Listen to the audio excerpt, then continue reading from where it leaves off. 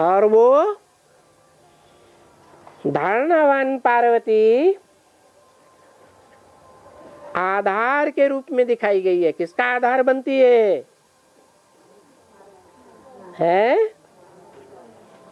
नारायण तो बाद में बनता है, पहले लिंग है या नारायण है? पहले तो लिंग है, निराकार है, और निराकारी स्टेज वाला है तो पतित पावन है। निराकारी, निर्विकारी और निरहंकारी है, तो वो पतित पावन है। पतितों को पावन बनाने वाला साबित हो जाता है। कौन? वेद का बाप। वेद का बाप एक या दो है? दो। एक बिंदु के रूप में है, एक लिंग के रूप में है। बिंदु निराकार और लिंग साकार। निराकार और साकार के मेल को क्या कहते हैं? भक्त लोग भी क्या कहते हैं? शिव बाबा कहते हैं या नहीं कहते? शिव बाबा। मंदिर में जाएंगे, निराकार की यादगार देखेंगे, कोई हाथ पांव नाक आंख कान नहीं है, शरीर नहीं है, फिर भी क्या कहेंगे? शिव बाबा, बोले भंडारी। तो देखो,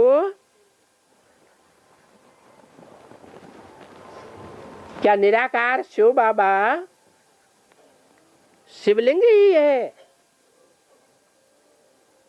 और कोई नहीं है? शालिग्राम की पूजा नहीं करते क्या है? वो निराकार नहीं? अरे शालिग्राम भी तो निराकार है, लेकिन वो नंबरवार है, ये नंबर 1 है।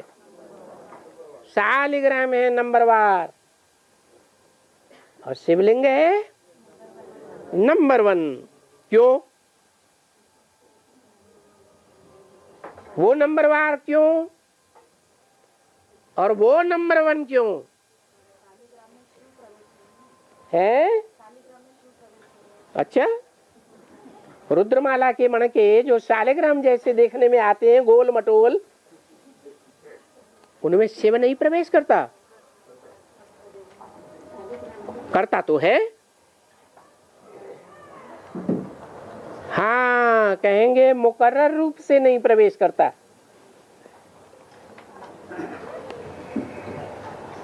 कोई प्रूफ नहीं है जो कोई कह सके कि प्रवेश करता ही है। क्योंकि रुद्राक्ष के मणकों में जो निराकारी स्टेज वालों की यादगारें हैं, उनमें अनेक मुख होते हैं। एक मुख वाला मणका कहीं बिरला मिलता है, और जो मिलते भी हैं वो नकली बनाए हुए हैं। असली मणका बहुत बिरला मिलता है। तो बताया वो पतित पावन है, सबसे नंबर 1। सबसे माने किससे किससे है? सबसे माने किससे टैली किया है?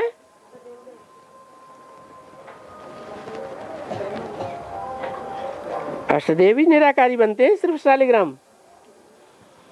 108 मणके हैं रुद्राक्ष के, रुद्रमाला के, वो निराकारी स्टेज नहीं धारण करते हैं? हाँ, तो नंबरवार। लेकिन नंबर 1, नंबर 1 एक शिवलिंग है। क्यों? कारण क्या हैं?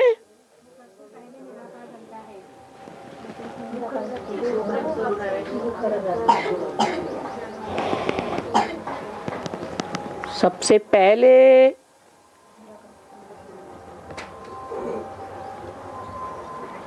किस आधार पर कहें? क्योंकि राजधानी जब स्थापन होगी और उसमें कहें सबसे पहला, तो राजधानी एक के द्वारा स्थापन होगी या परिवार होगा? कम से कम 8 तो होंगे।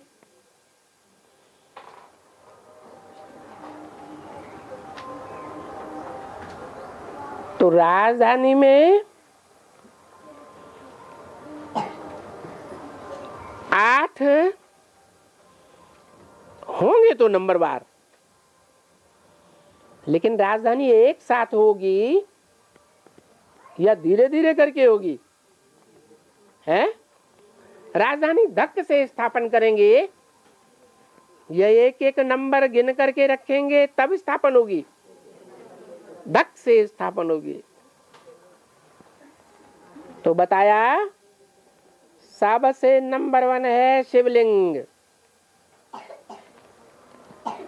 पतितों को पावन बनाने में। कारण फिर भी अभी निश्चित नहीं हुआ। कारण है कि और जो है देवताएं, अष्टदेव, उनकी अन्य इंद्रियां पूजी जाती हैं और शिव की काम इंद्रिय पूजी जाती है। अन्य इंद्रियों को कंट्रोल करना सहज है, परंतु काम इंद्रियों को कंट्रोल करना, कामदेव को भस्म करना, ये सिर्फ एक के बस की बात है, जो 100% काम विकार को कंट्रोल कर लेता है, कामदेव को भस्म ही कर देता है। अगर थोड़ा रह जाए तो पतित पावन कहा जाएगा? नहीं कहा जाएगा। इसलिए बोला सबसे नंबर 1 पतित पावन। बाकी का मंदिर बनाने से क्या फायदा?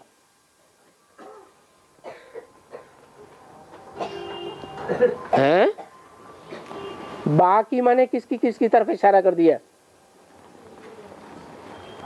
है? अरे जो भी देवताएं हैं उन सब देवताओं की तरफ इशारा किया कि वो पतित इंद्रिय को पावन तो नहीं बना सकते। पतित इंद्रिय के संग के रंग में ला करके पावन बनाना सिर्फ एक का ही काम है। 1964 की वाणी का 3रा पेज। तो जिनका मंदिर यादगार बनाने से कोई फायदा नहीं, वो तो कोई सुख नहीं देते हैं। क्यों नहीं देते हैं? किसकी तरफ इशारा किया है? अरे कौन सुख नहीं देते और कौन सुख देते हैं? अरे वो देवताएं जो कामेंद्रिय को कंट्रोल नहीं कर पाते, वो तो कोई सुख नहीं देते हैं। तो फिर सुख देता कौन है? एक ही शिव बाबा है। अच्छा, तुम पुजारी बन जाते हो तो पुजारी क्या सुख के लिए बनते हो? हैं?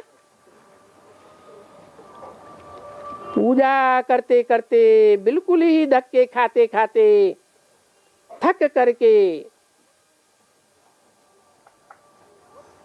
तो अभी बाप आता है तुमको पुजारी से पूज्य बनाने के लिए, जबकि गाया भी जाता है आप ही पूज्य, आप ही पुजारी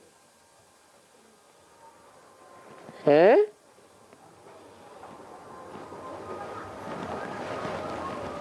तो शिवलिंग के मंदिर में किसको कहेंगे आप ही पूज्य, आप ही पुजारी है? जो पूजा करने आते हैं पुजारी, उनके लिए कहें आप ही पूज्य? फिर कौन? जो शिवलिंग है वो ही फिर द्वापर युग से क्या बन जाता है? पुजारी बन जाता है।